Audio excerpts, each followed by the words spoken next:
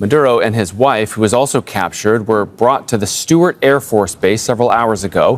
በማዱሮ ላይ የሆነው ነገር ሁሉ አንተም ክፉ ነበርክ ክፉ አዘዘብህ የሚያስብል ነው። የቬንዙዌላው ፕሬዝዳንት በመጨረሻም አገሩን አስወርሮ እሱም በጠላቶቹ እጅ ወድቆ አሜሪካ ገብቷል።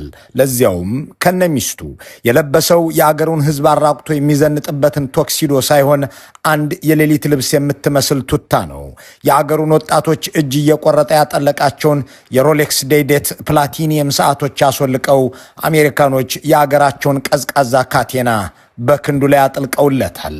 በሚያደርጋቸው ቅንጡ መነጽሮች ፈንታ አይን መሸፈኛ ጭምብል አልብሰውታል። ሲዘርፈው ከኖረው ሀብት ውስጥ አንዲት ሳንቲም አልያዘም። ካስገነባቸው የተንደላቀቁ ቪላዎችና ካሳነጸው ቤተ መንግስት አንዱ እንኳን አልተከተለውም። እንኳን ቤቱ ባለቤቱም አብረው አይደለችም። እሷም ሴቶች ከሚገቡበት ከርቸሌ፣ እሱም ወንዶች ከሚያድሩበት ወህኒ ቤት ገብተዋል። ማዱሮ ሚስቱን ፈርስት ሌዲ ወይም ቀዳማዊት እመቤት እያለ ብቻ አልነበረም የሚጠራት። ፈርስት ኮምባታንት ቀዳማይቷ ተፋላሚ ይላትም ነበር። መፋለሟ ሳይታይ መታሰሯ እውን ሆኗል። ወይዘሮዋ የፕሬዝዳንት ሚስት በመሆኗ ስትጠቅመውና ስታሾመው ከኖረችው ዘመድ አዝማዷ ሁሉ አንዱ እንኳን አጠገቡ አልቆመም። ፍቅር እስከ እስር ቤት የሚል መጽሐፍ በሚያጽፍ ክስተት የቬንዙዌላው ፕሬዝዳንት ከነሚስቱ ማዱሮ ከሲሊያ ፍሎሬስ ጋር ከካራካስ ምራፎሎሬስ ቤተ መንግስት ተነስቶ በኒውዮርክ ሜትሮፖሊታን የእስር ቤት ማዕከል ደርሶ ከ1336 እስረኞች እንደ አንዱ ሆኖ ተቀላቅሏል። ስልጣን ልክ እንደ ጸጉራም ውሻ ነውና ያለ የመሰለ እንደሚሄድ ማሳያው ኒኮላስ ማዱሮ ነው። ዓርብ ዕለት ማለዳ ላይ ገና ብዙ ዓመት የሚገዛ ገና ብዙ ዘመን የሚገድልና የሚዘርፍ ይመስለው ነበር። በዚያኑ ዕለት ረፋድ የቻይናውን ተወካይ ቤተ መንግስቱ ጠርቶ መነጽሩን በግራ እጁ ጣት ገፋ እያደረገ በኩራት ሲያነጋግረው ነበር። በቴሌቪዥን ቀርቦም ማብራሪያ ይሰጥ ነበር። ቅዳሜ ረፋድ ግን ራሱን በኒውዮርክ የእስረኞች ማጎሪያ ውስጥ አግኝቶታል። አሜሪካኖች ኦፕሬሽን አብሶሉት ሪዞልቭ የመገላከል ዘመቻ ሲሉ በሰየሙት ድርጊያ አንጠልጥለው ያጋዙት ፕሬዝዳንት የቀድሞ መሪ እየተባለ በኒኮላስ ማዱሮ መዝገብ እየተባለ የሚከሰስ ታሳሪ ሆኗል። ያ ከታክሲ ነጅነት ከድህነት ተነስቶ በቬንዙዌላ ሕዝብ የከበረው መናጢ ድሃ አሁን ቀለቡ የሚሰፈርለት ሕይወቱም በሰው እጅ የተያዘች ሆናለች። ያንን ጀግና የሚጫወትበትን ሕዝቡን የሚያስፈራራበትን ወታደራዊ ልብሱን አውልቆ ቡናማውን የኒውዮርክ ሜትሮፖሊታን ዲቴንሽን ሴንተር ዩኒፎርም አጥልቋል። ከሁሉ በፊት ግን አስደናቂም አሳሳቢም ነገሮች እየወጡና እየተባሉ ናቸው። አሜሪካ ይህንን ሰው እንዴት ያዘችው? የአሜሪካ መከላከያ ፕሬዝዳንት ማዱሮን ለመያዝ የፈጀበት ጊዜ ከ30 ደቂቃ አይበልጥም ተብሏል። የአንድን አገር መሪ ይዞ ለማሰር 30 ደቂቃ አልፈጀም ሲባል በእርግጥም ሰውዬው የሚኖረው በዶሮ ቤት ውስጥ ነበርን እያስብላል። እንዳም ሆኖ ማዱሮ በተንጣለለ ቤተ መንግስት ውስጥ ጥብቅ ጥበቃ በሚደረግበት ሰፈር የሚኖር ነበር ይላሉ ትራምፕ። የማዱሮን ቤተ መንግስት አሜሪካ ውስጥ መለማመጃ አድርገነው ነበርም ብለዋል። ምን ማለታቸው ነው? ሳዳም ሁሴንን ለመያዝ 248 ቀናት ያስፈለጓት፣ አልባግዳዲን ለመግደል 5 ዓመት ከ5 ወር የፈጀባት፣ ኦሳማ ቢንላደንን ለማደን 9 መስከረሞችን ያሰሰች አገር ማዱሮ ጋር ሲሆን እንዴት ቀለላት? በጥልቀት እንመለከተዋለን። ማዱሮ ቤተ መንግስት ግቢ ውስጥ ለክፉ ቀን መደበቂያ ብሎ የቆፈረው ምሽግና የመሬት ውስጥ ቤት ነበረው። ይህንኑ አሜሪካኖች ወታደሮቻቸውን አስቀድመው ሰልጥነውበታል ይላሉ። ማዱሮን ሲይዙት አሜሪካኖች መብራቱን አጥፍተንበትም ነበር ብለዋል። የቤተ መንግስቱን መብራት ብቻ ሳይሆን የከተማዋንም መብራት። ይህንን ያደረጉት የማሰራጫ ጣቢያውን በጀትና ድሮን አውድመው አይደለም። የነገሩ ዝርዝር አስገራሚ ነው። ይህ የኦፕሬሽን አብሶሉት ሪዞልቭ የመገላገል ዘመቻ ምን ይናገራል የሚለው ጉዳይ ግን መነጋገሪያነቱ አይሏል። የትኛው አምባገነን ነግበኔ ማለት አለበት? የአንዲት አሜሪካ ጉልበት የስንት ሀገር ሉዓላዊነትን ሊገዳደር ይችላል? ያ ስለ ሕግና ሉዓላዊነት የሚሰብከው የመንግስታቱ ቻርተርስ ገጽ ስንት ላይ ተቀደደ? በትክክልስ ኒኮላስ ማዱሮን እንዲህ ላለው ውርደት የዳረገው እውነተኛ ምክንያት ምንድን ነው? አሜሪካ ላይ የፈጸመው በደል በአገሩ ሕዝብ ላይ የሰራው ግፍ ወይስ የአገሩ የአገሩን የተፈጥሮ ሀብት ለዶናልድ ትራምፕ አላስቀምስ ማለቱ። አሜሪካ በ1990 የፓናማውን ፕሬዚዳንት ማኑኤል አንቶኒዮን አገሩ ድረስ ገብታ አስራው ወደ ፍሎሪዳም ወስዳው 40 ዓመት እስራትን አከናንበዋለች። ከዚያ በፊትም ሆነ በኋላ የዋይት ሃውስ ሰዎች የሌላ አገርን መሪ አስሮ ከመውሰድ ይልቅ በአገሩ እስር ቤት ማሰርን ይመርጡ ነበር። ከ36 ዓመታት በኋላ ትራምፕ አዲስ ገጽ ጽፈዋል። እዚህ ጋር አንድ ጥያቄ፣ እኒያ ራሳቸውን ለሰላም ሎሬትነት ያጩት የአሜሪካ ፕሬዝዳንት እንዲህ ባለ የወረራና የማሰር ተግባር ላይ እንዴት ተገኙ? እነዚህን ቁልፍ ጥያቄዎች አስመልክቶ የተጻፉና የተባሉ ብዙ ናቸው፣ እንመለከታቸዋለን። በመጀመሪያ ግን ኦፕሬሽን አብሶሉት ሪዞልቭ የመገላገል ዘመቻ።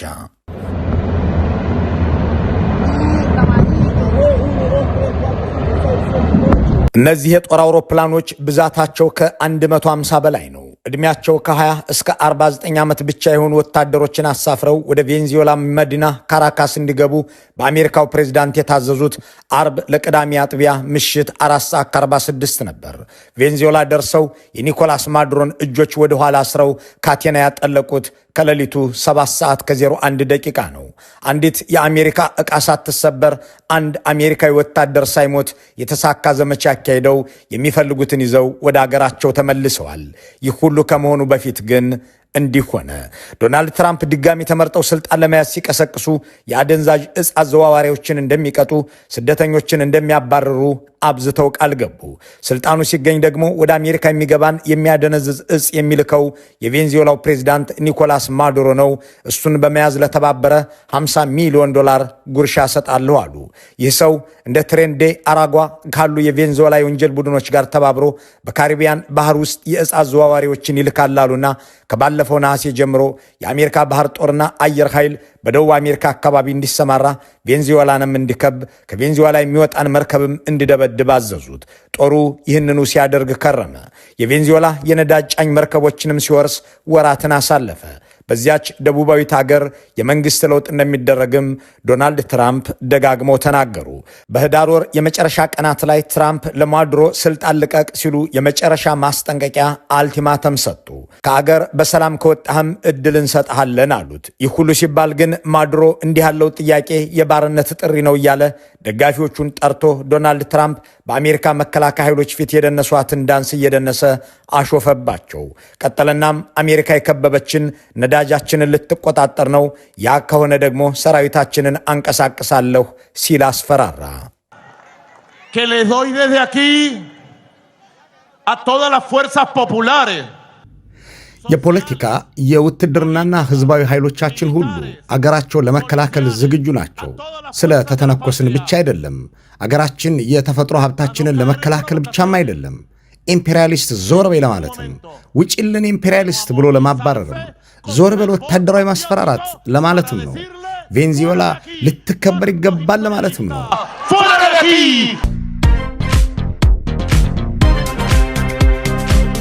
ማዱሮ ለአሜሪካ ፕሬዝዳንት ምላሽ የሰጠው እንዲህ እየደነሰም ጭምር ቢሆንም የትራምፕን እንቅስቃሴ ሲመለከት ግን ወደ በኋላ ላይ ግራ መጋባቱ አልቀረም።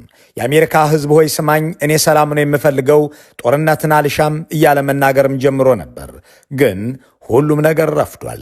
የአሜሪካ የጦር ዲፓርትመንት፣ ሲአይኤ፣ ኤንኤስኤ፣ ኤፍቢአይ እና ሌሎችም የአሜሪካ ደህንነት ተቋማት እሱን ከነነፍሱ ይዞ ወደ አሜሪካ ለማምጣት ዝግጅት ማድረግ ጀምረዋል። ከመዘጋጀታቸው በፊትም ስለ ማዱሮ ውሎ አዳር ኑሮና ሕይወት በጥልቀት አጥንተዋል። ማዱሮ በቤተ መንግስቱ የትኛው ክፍል እንደሚተኛ፣ ምን እንደሚመገብ፣ እንዲሁም ስለ የቤት እንስሳቱና ስለሚለብሳቸው ልብሶች ሳይቀር ዝርዝር መረጃ ነበረን ይላሉ ኤታማዦር ሹሙ ጄኔራል ዳን ኬን። በዚህ መሰረት ማዱሮ በካራካስ እምብርት በሚገኘው ቤተ መንግስት ግቢ ውስጥ ሌላ ምሽግ ሰርቶ እንደሚኖር፣ ያ ምሽግም እሱ ሴፍ ሩም የሚለው ሌላ ቤት እንዳለው፣ ይህ ሴፍ ሩም የሚለው ቤት ደግሞ በጠንካራ የብረት ምሰሶች የሚዘጋና የታጠረ እንደሆነም በሚገባ አውቀዋል። የአሜሪካ መከላከያ ይህንኑ ቤተ መንግስት ከውስጥ አንስቶ እስከ ውጭ ድረስ ምን እንደሚመስል ካወቀ በኋላ አሜሪካ ውስጥ ተመሳሳይ ህንፃ ሰራ። በሌላ አገላለጽ የአሜሪካ መንግስት የማዱሮን ቤተ መንግስት የሚመስል ቤት አነጸ። ዶናልድ ትራምፕ ለፎክስ ኒውስ ሲናገሩ እንደተደመጡት የአሜሪካ የደህንነትና የጸጥታ ኃይሎች በማዱሮ ቤተ መንግስት አምሳያ በተሰራ ህንፃ ላይ አሜሪካ ውስጥ ልምምድ አደረጉ። ልክ ወደ ውስጥ እንደገቡበት ህንፃ ተመሳሳይ የሆነ ያ ሁሉ ብረት ያለበት ቤት ሰርተው ነበር በማለት ስለ ወታደሮቻቸው አውርተዋል ፕሬዚዳንቱ። ከዚያም የተመረጡ ወታደሮች ወደዚህ ወደ ማዱሮ ቤተ መንግስት አምሳያ ለልምምድ ገቡ። ልምምዱ እስከ ባለፈው ታህሳስ መጀመሪያ ድረስ ለወራት ተደረገ። ኢታማዦር ሹሙ ጄኔራል ዳን ኬን ልምምዳችን ላለመሳሳት ሳይሆን ፍጹም ትክክል ለመሆን ነበር ብለዋል። Let me talk a little bit about the preparation. After months of work by our intelligence teammates to find Maduro. ስለ ዝግጅታችን ጥቂት ነገር ልበል። ለወራት የስለላ ባልደረቦቻችን የኒኮላስን ጓዳ ጎድጓዳ በረበሩት። ምን እንደሚበላ፣ ምን እንደሚለብስ፣ መቼ ከየት ወዴት እንደሚንቀሳቀስ፣ በየትኛው የቤተ መንግስቱ ጥግ እንደሚኖር ወይም እንደሚያድር ተረዱ። ይህ ሁሉ ከተደረገ በኋላ ታህሳስ መጀመሪያ ላይ ዝግጅታችን ተጠናቀቀ። የምንጠብቀው ኦፕሬሽኑን የምንፈጽምበትን ቀንና ሰዓት እንዲሁም የተከበሩ የጦር ኃይሎች ጠቅላይ አዛዥ ትዕዛዛቸውን ብቻ ነበር። እያንዳንዱ ዝግጅታችን ስህተት እንዳይኖርብን ብቻ ሳይሆን ፍጹማዊነት ያለው መሆኑንም ለማረጋገጥ ነበር። 5 ሰዓት ከመሆኑ በፊት ፕሬዝዳንታችን መልካም ዕድል ብለው መርቀው ሸኙን። ከሌሊቱ 7 ሰዓት ከ01 ደቂቃ ሲሆን በኒኮላስ ማዱሮ ግቢ ተገኘን። We arrived at Maduro's compound at 1:01 a.m. Eastern Standard Time. ከማዱሮ ግቢ ከመድረሳቸው በፊት የአሜሪካ ወታደራዊ ኃይሎች ወሳኝ እርምጃዎችን በመውሰድ የቬንዙዌላውን ፕሬዝዳንት ትጥቅ አስፈትተው ነበር ማለት ይቻላል። የአየር ኃይሉን የግንኙነት መሳሪያዎችና የአየር መከላከያ ሲስተም ከጥቅም ውጭ አድርገውታል። ይህንን ያደረጉት በድሮንና በአየር ኃይል ጥቃት ነው። ቀጥለው የሚኖርበትን ቤተ መንግስትና የካራካስን ከተማ መብራት አጠፉት። ባጭሩ ያንን ዘመቻ የፈጸሙት በጨለማ ውስጥ ሆነው ነው። ይህንን ያደረጉት ግን የቬንዙዌላን መብራት ኃይል ቋት በማውደም አይደለም። ይህንን እንዴት አደረጋችሁት ተብለው የተጠየቁት ዶናልድ ትራምፕ ለእኛ የሚሳነን ነገር የለም የሚል ይዘት ያለው ማብራሪያ ሰጥተዋል። ነገሩን ዘርዘር አድርጎ ከመግለጽ ተቆጠቡና በእኛ ልዩ እውቀት ኤክስፐርቲዝ ምክንያት የካራካስ መብራቶች በአብዛኛው ጠፍተው ነበር፣ ከተማው ጨለማና አስፈሪ ነበር ብለዋል። ጨለማውን እየሰነጠቁ በማዱሮ ቤተ መንግስት ግቢ ውስጥ እንደ ፉየገላ ድምፅ አጥፍተው ከሰማይ የዘነቡት የአሜሪካ ወታደሮች የሚያውቁትንና የተለማመዱትን ህንፃ ያገኙ ያህል እየቀለላቸው ገቡ። ማዱሮ ከዋናው የግቢ ክፍል ሴፍ ሩም ወደሚለውና በከፍተኛ ወታደራዊ ጥበቃ ወደሚቆጣጠረው ምሽጉ ሮጠ። ማዱሮ ወደዚህ ክፍል ውስጥ ከገባ ለአሜሪካ ወታደሮች ተጨማሪ ስራ እንደሚሆን አስቀድሞ ታውቋል። ሰውየውን ለሞት አብቁት ሳይሆን ለፍርድ አምጡት የተባሉት ኮማንዶዎች ከነነፍሱ ይዘው መመለስ አለባቸው። እናም ሊገድሉት አይችሉም። ወደሚሸሽበት ሴፍሩም ቢገቡም በጠንካራ የብረት ዘንጎች በሩን እንደሚዘጋባቸው በስልጠናቸው ወቅት አውቀዋል። ይህንን አውቀውም ግዙፍ ብረቶችን የሚቆርጡ መሳሪያዎች ማሲቭ ብሎው ቶርችስ ታጥቀዋል። እንዲያም ሆኖ ሳይገባና በሩን ሳይዘጋው ወደ ሴፍሩሙ ሲቀረብ አንቀው ያዙት። ዶናልድ ትራምፕ ስለ ክስተቱ ሲናገሩ ተሳክቶለት ቢገባም ኖሮ መውጣቱ አይቀርም ነበር፣ የታጠቅናቸው ብረት መቁረጫ መሳሪያዎች አስተማማኝ ነበሩ ብለዋል። እናም በከፍተኛ ጀብ የሚታጀበውን የጥፋትና የክፋት አባወራ ኒኮላስ ማዱሮን በመርከብና በአውሮፕላን ያጓጉዙት ጀመር። ሚስትየዋን ያችን ቅንጡ ወይዘሮ ያችን የታበየች ቀዳማዊት እመቤት የትኛው ጥግ ላይ እንዳገኟትና እንደያዟት ምን ያህል የማዱሮ ጠባቂዎችም እንደተገደሉና እንደቆሰሉ አሜሪካኖች የሰጡት ማብራሪያ የለም። ዶናልድ ትራምፕም ዘመቻን የመሩ ባለስልጣኖቻቸውን ይዘው በፍሎሪዳው መኖሪያ ቤታቸው ውስጥ በሰጡት መግለጫ እነዚህን ባልና ሚስቶች በአሜሪካ ሕግ እንከሳቸዋለን ብለዋል። Captured along with his wife Celia Flores, both of whom now face American justice. Maduro and Flores have been indicted in the Southern District of New York. ፕሬዚዳንት ትራምፕ ባልና ሚስቶቹ ታስረዋል፣ ሁለቱም በኒውዮርክ ፍርድ ቤት ይቀርባሉ ብለው ከተናገሩ በኋላ የአሜሪካ ጠቅላይ አቃቢ ሕግ ይህንን በምስሉ ላይ የሚታየውን ባለ 25 ገጽ የክስ ዶሴ ማዘጋጀቱን ይፋ አድርጓል። ማዱሮን፣ ሚስቱን፣ ኤርኔስቶ ጌራ የተባለ ልጃቸውንና ሌሎች 3 ሰዎች በጥቅሉ 6 ሰዎች ተከሳሽ መሆናቸውን ይገልጻል። ሲሊያ ፍሎሪስ የወንድሟን ልጅ ጨምሮ ሌሎች ዘመዶቿ በእጽ ዝውውር ተከሰው በአሜሪካ ታስረው ያውቃሉ።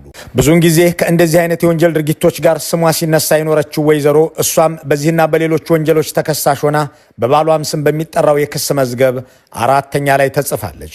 ተከሳሾቹ ከኮሎምቢያው ፋርክና ኤኤልኤን ከሜክሲኮ ሲኖሎዋ ካርቴልና ዜታስ እንዲሁም ትሬን ደ አረንጓ ከተባለ የወንጀል ቡድን ጋር በመተባበር ከፍተኛ መጠን ያለው ኮኬን ወደ አሜሪካ ለማስገባት ተባብረዋል በሚል ተከሰዋል። ይህንንም ናርኮ ቴሮሪዝም ብለውታል። ለዝውውሩ ድጋፍ እንዲሆን መትረየሶችንና አጥፊ መሳሪያዎችን ማሽን ገንስ ኤንድ ዲስትራክቲቭ ዲቫይስስ ተጠቅመዋል በሚልም ተከሰዋል። ኒኮላስ ማዱሮ የውጭ ጉዳይ ሚኒስትር በነበረበት ወቅት ለእጽ አዘዋዋሪዎች የዲፕሎማቲክ ፓስፖርት ይሰጥ እንደነበርና በዲፕሎማቲክ ሽፋን የእጽ ገንዘብ በግል አውሮፕላኖች እንዲጓጓዝ ያመቻች እንደነበር የክስ ሰነዱ ይገልጻል። ይህንን ሁሉ የክስ ዶሴ ያዘጋጀውን መስሪያ ቤት የሚመሩት ጠቅላይ አቃቢ ሕግ እነዚህ ሰዎች በጣም በቅርቡ በአሜሪካ ፍትህ ፊት ይቆማሉ፣ በአሜሪካ ምድር በአሜሪካ ፍርድ ቤት ተጠያቂነት ይሰፍን ዘንድ በትጋት የሰሩትን ፕሬዝዳንቴን፣ ለአሜሪካ ሕዝብ ሲሉ ጀግንነት የፈጸሙትን የአገሬን ጦር ሰራዊት አባላት አመሰግናለሁ ሲሉ በትዊተር ገጻቸው ላይ ጽፈዋል። ጥያቄው እንዲህ ያለው ድርጊት እንዲህ ያለው የሌላን ሀገር ፕሬዝዳንት አስሮ መውሰድ የሚሰጠው ትምህርት ምንድነው? ይቻላልስ ወይ የሚለው ነውና ወደ እሱ እናምራ። ከዚህ ጋርስ በተገናኘ እነማን ምን አሉ የሚለውንም ይቀጥላል። የአንድን ሀገር ፕሬዝዳንት ቀርቶ የአንዲትን ሀገር መሬት በኃይል መያዝ በፍጹም የተከለከለ ነው። ይህንን ያለው አሜሪካንም ቬንዙዌላንም አባል ያደረገው የተባበሩት መንግስታት ቻርተር ነው። ቻርተሩ ገና በሁለተኛው አንቀጽ ይህንኑ ይደነግጋል። ይሁን እንጂ እንዲህ ያለው ሕግና ድንጋጌ አሜሪካ ላይ ሲደርስ ሸብረክ እንደሚል ቪየትናምንም ስትወር፣ ሳዳም ሁሴንን በሐሰት ከሳ ኢራቅን ስታፈራርስ፣ ሊቢያ ላይ ወታደራዊ ዘመቻ ስታካሄድ ታይቷል። አሁንም ቢሆን ቬንዙዌላንም አሜሪካንም ማዱሮንም ትራምፕንም እኩል ይመለከት ዘንድ የሚገደደውን መስሪያ ቤት የሚመሩት የተባበሩት መንግስታት ዋና ጸሐፊ አንቶኒዮ ጉተሬስ ይህንን የመሰለ ክስተት ሲከሰት ከመናገር ይልቅ ቃል አቀባያቸውን አሰማርተው አሳሳቢ ነው ብለው አልፈውታል። የቬንዙዌላ ጎረቤቶች በጠቅላላ በሚባል ደረጃ ድርጊቱን አውግዘውታል። ከላቲንና ካሪቢያን ሀገሮች ሁሉ ሁለት መሪዎች የሰጡት አስተያየት ግን ቀልብ ይስባል። የኩባው ፕሬዝዳንት የወንጀል ጥቃት ሲሉ የአሜሪካውን ፕሬዝዳንት ድርጊት ኮንነውታል። በእርግጥም ነገሩ ወንጀል ነው በተባበሩት መንግስታት ቻርተር። የብራዚሉ ፕሬዝዳንትም ይህ ለሌሎች ሀገራት ሁሉ መዘዝ አለው በማለት ነግበኔ በሉ የሚል ይዘት ያለው መግለጫ አውጥተዋል። ለአሜሪካ ፕሬዝዳንት ያልተገዛህ መሪ ሁሉ ለራስህ ስትል ይህንን ነገር አውግዝ ማለታቸው ነው። ዘለንስኪን አስሬ ያመጣለሁ ብለው ዩክሬንን የወረሩት የሩሲያው ፕሬዝዳንት ፑቲን በጽህፈት ቤታቸው በኩል ባወጡት መግለጫ የአሜሪካን ድርጊት ሉዓላዊ ሀገርን በትጥቅ መውረርና ሕግ መጣስ ነው ብለዋል። የቬንዙዌላው አምባገነን ተጠርንፎ መወሰዱ ያስደነገጠው የነ አብይ አህመድ፣ የነ ኢሳያስ አፈወርቂ፣ የነ ቴዎዶር ኒጎማ፣ የነ ፖል ቢያ፣ የነ ሙሴቬኒ ማህበር የሆነው የአፍሪካ ህብረት ደግሞ ፈራ ተባ እያለ በሕግ አምላክ የሚል ይዘት ያለው መግለጫ አውጥቷል። አንድም ቦታ ላይ አሜሪካ የሚል ስም ሳይጠቅስ የቬንዙዌላውን ፕሬዝዳንት በስማቸውና በኃላፊነታቸው ጠቅሶ በአየር መደብደቧ ተገቢ አይደለም፣ የተባበሩት መንግስታት ሕጉ ይከበር ብሏል። ዲሞክራሲያዊ መንግስታትን ያሰባሰበው የአውሮፓ ህብረት ደግሞ ማዱሮ አምባገነንም ወንጀለኛም መሆኑን እናውቃለን፣ የትራምፕን ድርጊት ግን አንደግፍም ሲል በውጭ ጉዳይ ኃላፊው በኩል ይፋ አድርጓል። ግን አሁንም አንድ ጥያቄ አለ። በእርግጥ ማዱሮን ለእስር የዳረገው የአገሩ ነዳጅና የተፈጥሮ ሀብት ወይስ በይፋ የተነገረው የእጽና ተያያዥ ወንጀሉ? ይህንን ጉዳይ በስፋት ለመመልከት አጭር ቀጠሮ እንያዝ። አሁን ግን ዓለም አንድ የአምባገነን መሪ ምዕራፍ መቋጨቷ እውነት ሆኗል። ማዱሮ ጭካኔና ጭቆና ድሮ ቀረ ብሎ ከካራካስ ቤተ መንግሥት ወደ ኒውዮርክ እስር ቤት ተሳፍሯል። መልካሙን ሁሉ መመኘት እንሰናበታለን።